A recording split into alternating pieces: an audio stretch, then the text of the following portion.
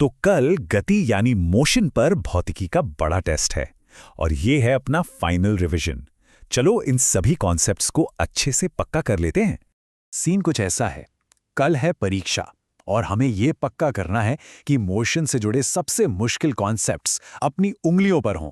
अरे हम सब संभाल लेंगे, चलो शुरू करते हैं। चलिए एक सवाल से शुरू करते हैं। देखो, हम हवा में धूल उड़ते हुए देखते हैं, पेड़ों की डालियां हिलती हैं, ये सब गति है। पर क्या क्लासरूम की दीवारें जो एकदम स्थिर दिखती हैं सच में चल रही हैं? इस पर एक सेकंड सोचिए, क्योंकि जवाब उतना सीधा नहीं है जितना लगता है। और यहीं से चीजें मजेदार हो जाती हैं। उस सवाल का जवाब पूरी तरह से इस बात पर निर्भर करता है कि आप उसे कहां से देख रहे हैं। ये हमें अपने पहले और सबसे जरूरी सिद्धांत पर लाता है कि गति हमेशा सापेक्ष यानी रिलेटिव होती है। जरा बस के इस उदाहरण को देखिए। अगर हम बस के अंदर हैं तो बाकी यात्री हमें स्थिर लगेंगे, लेकिन बाहर के पेड़ तेजी से पीछे जाते हुए दिखेंगे। वहीं सड़क पर खड़े किसी के लिए पेड़ अपनी जगह पर हैं और हम, बस और बाकी सभी यात्री आगे बढ़ रहे हैं। मजे की बात यह है कि दोनों ही नजरिए अपनी अपनी जगह बिल्कुल सही हैं। तो परीक्षा के लिए सबसे जरूरी बात यही है, किसी भी तरह की गति को समझने के लिए हमेशा ये पता होना चाहिए कि उसे मापा कहां से जा रहा है। इसी को संदर्भ बिंदु यानी रेफरेंस पॉइंट कहते हैं। तो चलो इस संदर्भ बिंदु को इसका ऑफिशियल नाम देते हैं।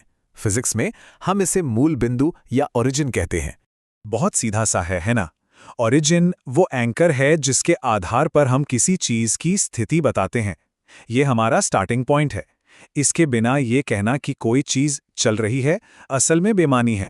ये एक क्लासिक उदाहरण है। जब हम कहते हैं कि स्कूल रेलवे स्टेशन से 2 किलोमीटर उत्तर में है, तो हम स्टेशन को अपना ओरिजिन मान रहे हैं।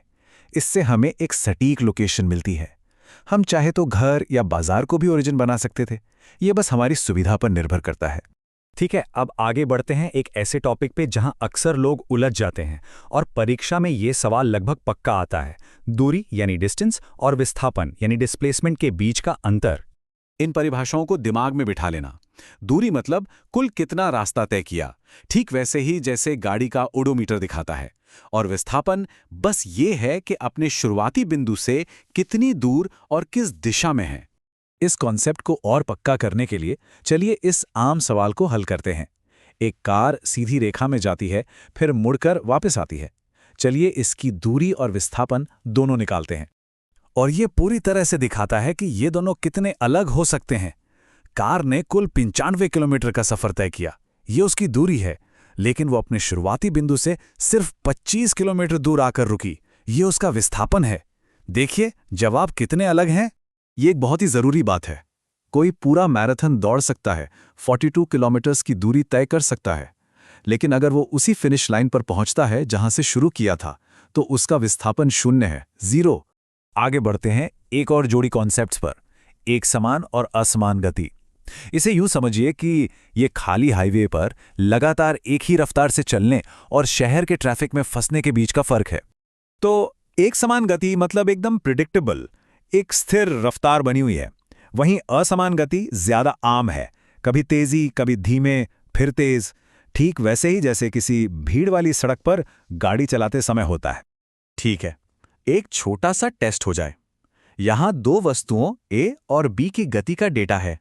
एक नजर डालिए और बताइए कि कौन सी वस्तु एक समान गति में है। ठीक है, जरा इन नंबरों को देखिए। वस्तु ए हर 15 मिनट के अंतराल में कितनी दूर जा रही है, और वस्तु बी का क्या? पैटर्न को पहचानने की कोशिश कीजिए। अगर आपने वस्तु ए कहा तो आप बिल्कुल सही हैं। आप देख सकते हैं कि यह हर 15 मिनट में लगातार 10 मीटर की दूरी तय कर रही है, जबकि वस्तु बी की गति हर अंतराल में बदल रही है, इसलिए वो असमान गति में है। बहुत बढ़िया, बहुत अच्छे। हमने मुख्य कॉन्सेप्ट्स को कवर कर लिया है। अब कुछ अभ्यास प्रश्नों के साथ अपनी तैयारी को अंतिम रूप देते हैं, ताकि ये सब दिमाग में अच्छी तरह बैठ जाए। ये एक क्लासिक परीक्षा का सवाल है जो दूरी और विस्थापन दोनों को एक साथ परखता है। थोड़ा समय लीजिए और सोचिए कि 2 मिनट और 20 सेकंड के बाद किसान कहां होगा। चलिए इसे स्टेप बाय स्टेप समझते हैं। कुल समय है 140 सेकंड। एक चक्कर में 40 सेकंड लगते हैं, मतलब किसान ने 3.5 चक्कर लगाए। इसका मतलब है कि वो शुरुआती कोने से ठीक तिरछे यानी विपरीत कोने पर खड़ा है। अब हम पाइथागोरस प्रमेय का इस्तेमाल करके विकर्ण की लंबाई निकालते हैं, जो लगभग 14.14 मीटर आती है, और यही उसका विस्थापन है। और अब एक और कॉन्सेप्ट पर आधारित सवाल। क्या ऐसा हो सकता है कि कोई वस्तु काफी लंबा सफर तय करे, लेकिन उसका विस्थापन शून्य हो? बिल्कुल। इसका सबसे अच्छा उदाहरण एक धावक है जो ट्रैक का एक पूरा चक्कर लगाता है। उसने 400 मीटर की दूरी तय की, लेकिन क्योंकि वो शुरुआती लाइन पर वापस आ गया, उसकी शुरुआती और अंतिम स्थिति एक ही है। इसलिए उसका विस्थापन शून्य है। तो ये थी हमारी तेज तर्रार समीक्षा। और अब जाते जाते एक ऐसा सवाल जो सोचने पे मजबूर कर देगा और हमें वापस वहीं ले जाएगा जहां से हमने शुरू किया था। अगर इस ब्रह्मांड में सब कुछ हर पल किसी न किसी चीज के सापेक्ष चल रहा है, तो क्या स्थिर या एट रेस्ट जैसी कोई चीज सच में मौजूद है? सोचिएगा जरूर, और कल की परीक्षा के लिए शुभकामनाएं।